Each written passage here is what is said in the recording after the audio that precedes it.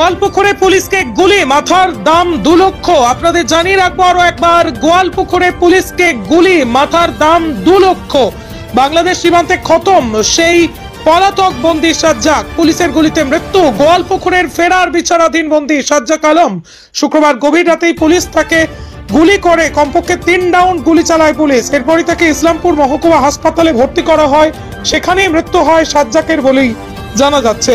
গত বুধবার 2 পুলিশ কর্মীকে লক্ষ্য করে গুলি চালিয়ে পালিয়ে যায় সে, তারপর থেকেই গা ঢাকা দেয়। শুক্রবার রাতে গোপন সূত্রে পুলিশ খবর পায় সাজ্জাক গোয়ালপুকুর থানার শাহাপুর 2 নম্বর গ্রাম পঞ্চায়েতের শ্রীপুর সীমান্তে পার করে বাংলাদেশে পালিয়ে যাওয়ার চেষ্টা করছে।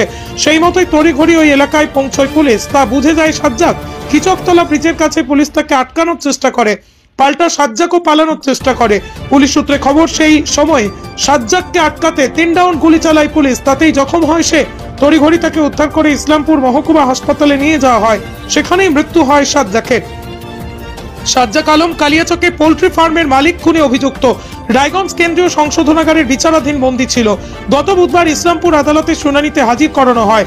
শুনানি শেষে প্রিজন ভ্যানে করে রায়গঞ্জ কেন্দ্রীয় সংশোধনাগারে নিয়ে যাওয়া হচ্ছিল তাকে। গোয়ালপুকুরের পাঞ্জিপাড়ার একরচালা কালী মন্দিরের কাছে শৌচকর্ম করবে বলেই জানান। প্রিজন ভ্যান থেকে নামে, অভিযোগ প্রিজন ভ্যান থেকে নেমে 2 পুলিশ কর্মীকে লক্ষ্য করে এলোপাথারি গুলি চালায়। এরপরে একটি বাইক চড়ে চম্পট দেয়। রায়গঞ্জ পুলিশ সুপার সাজ্জাকের 2 লক্ষ টাকা মাথার দাম ধার্য করে। বৃহস্পতিবার যখন 2 পুলিশ কর্মীকে দেখতে যান খোদ রাজ্য পুলিশের ডিজি রাজীব কুমার, 48 ঘন্টার মধ্যে সাজ্জাককে গ্রেপ্তার করতে হবে বলেই নির্দেশ দেন।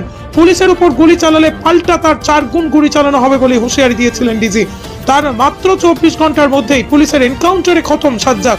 তাকে পালাতে সাহায্যকারী আবাল এখনো ফেরার, তার খোঁজ চালাচ্ছে পুলিশ, যদিও আবালের স্ত্রীকে গ্রেপ্তার করেছে পুলিশ।